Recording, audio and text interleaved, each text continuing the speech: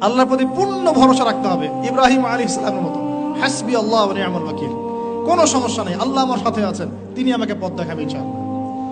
মুসা আলাইহিস সালামের মতো, কাল্লা ইন্না রাব্বি মাইয়া সায়াহদিন, তার বাহিনী বলছে, মানে বনু ইসরাইল বলছে, পিছনে ফিরআউনের বাহিনী, সামনে লোহিত সাগর, ইন্না লামুদরাকুন, আমরা ধরা পড়ে গেলাম। আর মুসা আলাইহিস সালাম বলেন, কাল্লা, কখনো নয়। ওই রকম সিচুয়েশনে তিনি বলছেন, কাল্লা, কখনো নয়, ইন্না রাব্বি মাইয়া সায়াহদিন, আমার রব আমার সাথে আছেন, তিনি আমাকে পথ দেখাবেন ইনশাআল্লাহ। সেম কথা বলেছেন আমাদের প্রিয় নবী হযরত মুহাম্মদ সাল্লাল্লাহু আলাইহি ওয়াসাল্লাম গারে সওরে।